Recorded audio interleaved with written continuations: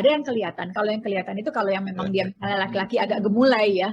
Tapi kalau yang orientasi kita agak susah mengetahui. Kita nggak tahu, cuman temenan, cuman ini kita nggak tahu belajar sama ini betul-betul mereka bisa menutupinya dari kita. Dan tadi tunggu kita mati baru mereka ekspresif kan undangan kawin mereka di luar negeri takutnya. Jadi boleh nggak ya misi begini? Saya membaginya dua. Kita harus juga memikirkan yang satu lagi. Ada yang terjadinya homoseksual atau pasangan sesama yang hidup bersama itu mungkin awalnya adalah seksual, ya, tapi kemudian timbul rasa sayang. Nah, kalau kelainan hormon barangkali masih bisa diobati ya dengan nasihat, dengan terapi ya, bisa ya Michi ya? Yang bisa diobati itu kalau mereka merasa tidak nyaman, mereka tahu mereka salah, dan tolong bantu saya dok, gimana supaya saya bisa kembali ke jalan yang benar. Ada kemauan. Nah sekarang katakanlah pasangan itu usianya sudah meningkat, mungkin seks lama-lama juga bosan juga kan? Nah dan mereka hanya nyaman dengan perasaan. Ada kau di sampingku, tidak ngapa-ngapain, tapi aku tenang. Nah, ini barangkali yang lebih susah. Ya, karena kita lihat bahwa apa yang dikatakan Pak Harudin tadi, yang mengatakan bahwa kalaupun ini dilarang, sulit juga. Ya, paling penolakan dari masyarakat. Aku termasuk yang kadang-kadang, bukan kadang-kadang, sering aku tidak suka melihat penampilan mereka. Jadi, pernah sekali ya Bang Halis, aku lagi turun lift, gitu ya. Turun lift, dia di depan aku berdua. Laki-laki ini berpelukan segala macam dengan rambutnya yang model kalkun itu. Jadi aku sudah jijik nih. Aku tabok kepalanya, pak. Terus dia lihat aku. Kenapa bang? Apa salah saya? Nggak ada salah kau. Aku aja yang tasor lihat kau. Aku bilang. nggak perlu harus salah kan? Kalau kita tasor, kita pukul. Karena itu bang, orang-orang ini ketahuan kok bang. Kalau kita lihat, tadi eskalator turun. Eskalator naik bang, kelihatan itu. Yang satu di depan, satu di belakang. Jadi yang depan ini kentut bang. Yang belakang bilang apa? Love is in the air katanya. Sudah baunya katanya.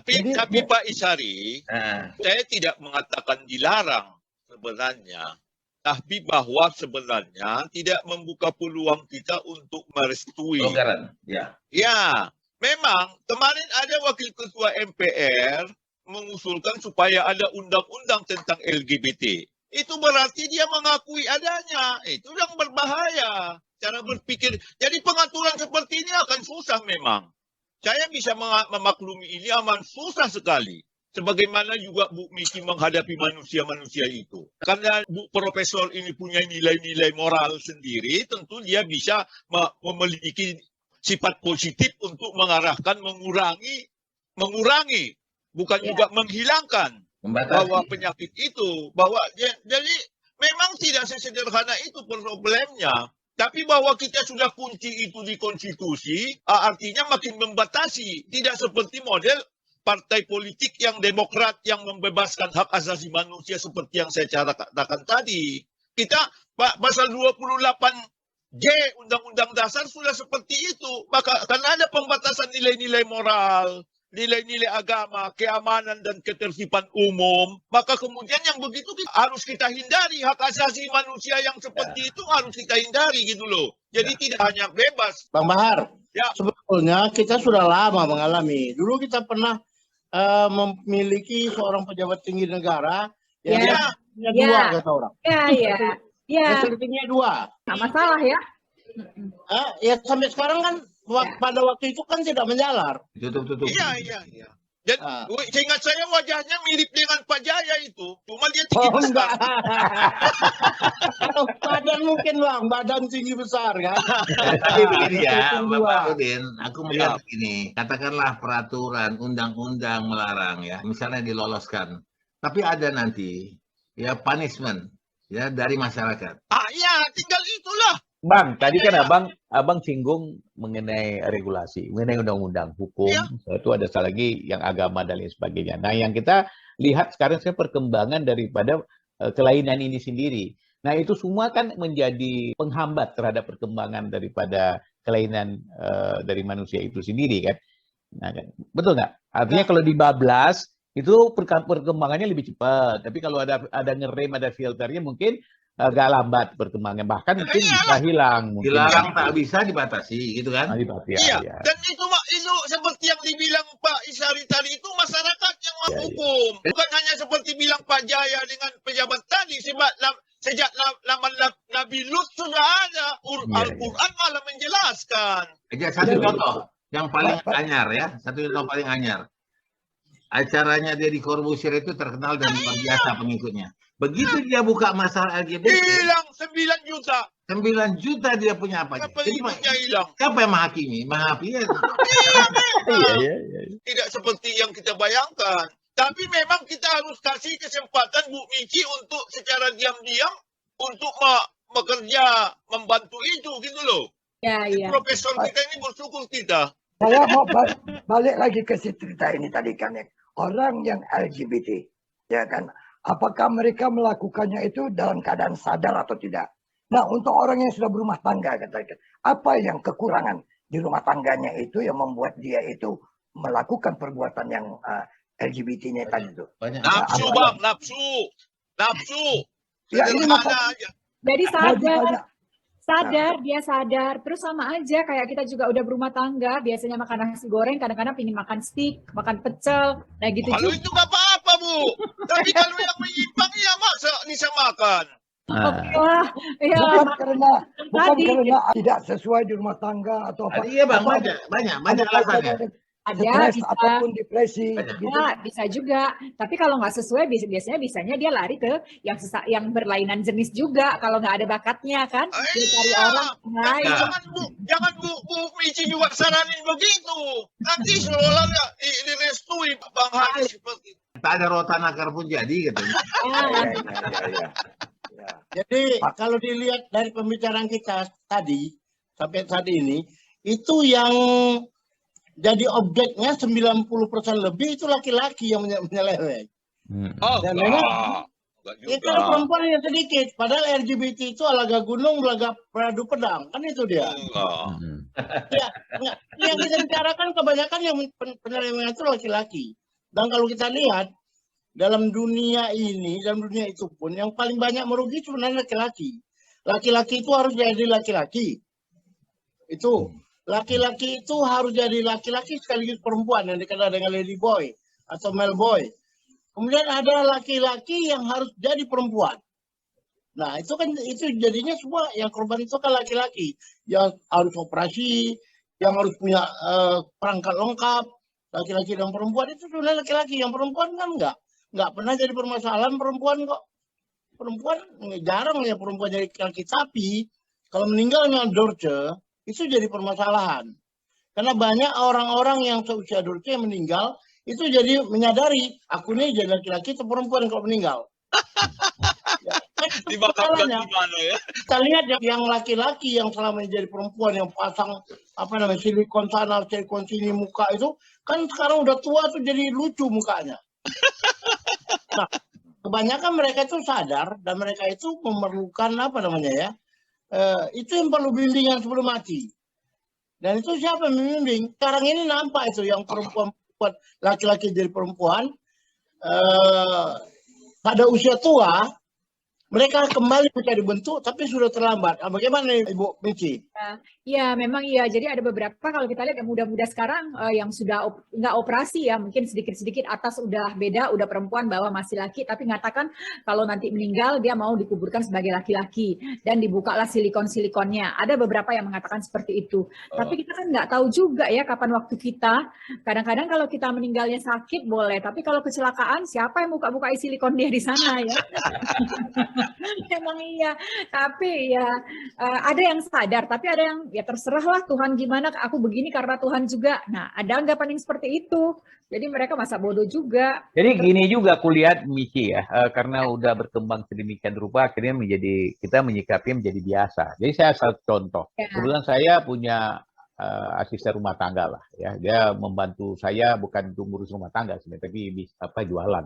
Udah 4 tahun dia perempuan. Tapi dia jadi laki-laki di rumah ini. Jadi cucu saya manggil dia Umar gitu ya.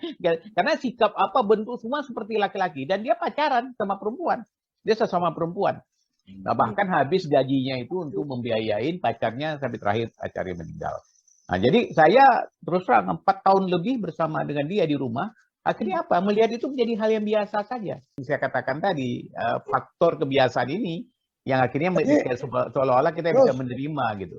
Kau welcome lah kalau begitu melihat itu. Sedangkan tadi di awal kau bilang itu Allah bisa, Bang Alex, Allah bisa karena Bang, yang terjadi ini perempuan. Tapi kalau laki-laki aku geli. Tapi kan dia perempuan yang menjadi laki-laki. Nggak gitu setara. Kalau begitu nggak setara kau. Udah terkontaminasi itu. Jadi aku melihat biasa saja karena tiap hari kulihat dia berhubungan dengan apa di telepon. Tapi kalau misalnya dia laki-laki dan suka sama laki-laki, nah itu aku risih. Aku agak geli. Tapi kalau dia suka sama perempuan, nggak ada urusan dengan aku. Sama ya. Tapi memang luar biasa. Jadi itu yang dibilang Bu Nilai ganda. Nilai ganda. Double standar. Jadi Bu Mici tadi sudah benar dia bilang itu sebenarnya. Persoalannya kan persoalan terkontaminasi inilah yang menyebabkan masyarakat makin meluas, makin menerima kenyataan ini. Ya. Nah, kemudian Pak Jaya, kenapa bukan juga laki-laki sebenarnya, cuma laki-laki ini seringkali kan tunjukkan. Itu aja kan sebenarnya. Nah, dalam konteks ini memang seperti tadi saya ingatkan, itu kan persoalan nafsu sebenarnya. Kalau nilai-nilai moral, nilai agama sudah dipegang, bagaimana mengendalikan nafsu? Nah, itu yang susah memang. Sebagaimana juga nafsu keserakah, kemudian yang lain-lain. Ada itu yang disebut apa, Din? 7 deadly sin. 7 dosa yang mematikan, itu dia. Iya. Jadi sebenarnya kan persoalannya lebih cenderung ke situ sebenarnya. Maka itu memang kita berharap Profesor Bu Mici ini bisa memberikan arahan seperti itu. Kendalikanlah nafsu ini. Jangan kan mengendalikan nafsu, mengendalikan emosi aja kita udah payah.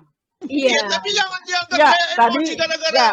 Tadi kan Mici bilang begini, mula-mula dia normal, tapi berteman dengan atau kondisi lingkungan yang mengakibatkan nyoba-nyoba akhirnya tapi kan ini ada barrier yang ada pada diri orang itu, ada gradasinya kan. Jadi misalnya ada yang memang dari awal udah melihat itu, seperti saya katakan tadi, tapi ada coba aja lah iseng-iseng, mana tahu ini gitu. Kalau orang Batak bilang iseng-iseng berhadiah. Iseng-iseng. Ya kan? Itu yang kita takutkan sama Pak Idrus. Melihat pembantunya begitu, ingin pula mencoba. Enggak, beda Bang. Kalau yang kecil kan perempuan, tapi dia bersikap seperti laki-laki. Gitu loh. Iya. Tapi ini dalam apple to apple Pak Idrus laki-laki ingin pula bersikap seperti makanya Arudin, sekarang tidak ada salahnya kita perhatian gerak-gerik si Idrus. Pak Idrus. Kenapa katanya? Bahaya kita. Ada apa katanya? Aku kadang-kadang juga dulu waktu rambutku panjang begini aja aku biniku udah apa ini gitu kan. Tapi bahaya juga kayak misalnya yang Pak Idrus tadi, Bang Idrus tadi katakan kan, kalau terjadi pada anak perempuan kita, gimana itu standar kita tadi? Apa kita tetap nggak apa-apa biasa aja langsung? Itu mungkin yang si Mici maksud tadi kepribadian ganda gitu ya. Standar ganda. Kalau istri kita suka sama perempuan, pacaran kan nggak mungkin. Anak perempuan kita, Pak, aku nggak mau sama laki-laki, aku mau nikah, pacar aku dari situ aja. Gimana? Saya setuju. Tapi ini penyakit masyarakat. Kita juga harus berpartisipasi supaya itu jangan menyebar. Kita harus melakukan pembatasan. Jadi tidak menolak, tidak mengiyakan. Kita berada di daerah abu-abu. Dan kita bilang ini tidak pantas loh. Iya. Jadi dengan kata lain pembicaraan kita ini juga harus mengarah ke sana. Maksudnya jangan disarankan, bahaya kali ini. Apalagi dengan hak asasi manusia. Nah sekarang Mici mau saya tanya, ada nggak usaha untuk menghambat atau menghentikan itu atau memberi saluran kepada mereka? Sebenarnya setiap profesi itu ada yang hitam, ada yang putih terhadap isu ini.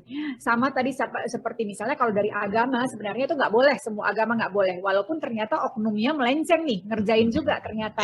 Nah sama, psikiater dan psikolog itu juga begitu. Ada yang aliran religi, ada yang ini, ada yang ya why not. Nah ada juga yang mensupport seperti itu. Yang penting kamu bla bla bla bla bla, kamu happy, kamu enjoy, why not. Tapi ada yang berusaha ini dosa. Keras dia lari, dia pindah ke psikiater yang oke tadi. Jadi yang paling penting tadi sebenarnya kayak yang tadi dikatakan Bang Hari tadi ya abu-abu. Kita kasih consideration-nya, pertimbangannya. Kalau ini begini, kalau ini begitu. Tapi ingat kamu ntar mati. Kalau mati semua agama itu dosa loh. Kecuali dia ateis. Mungkin itu ya yang bisa kita ini kalau dia bilang masa bodoh, yang penting aku sekarang seperti ini. Emang kamu udah pernah mati? Dia katakan gitu. Berusaha mengkawal, mengkoridor. Kalau bisa pun tidak terlalu ekspresif. Kalau dulu pernah begitu-begitu, kan toh rambu-rambunya harusnya hetero ya. Kita suka ini. Coba deh, walaupun nggak nikmat, suruhlah partner yang lebih aktif. Mana tahu sur juga. Ya kayak gitulah. Itu baru profesor itu.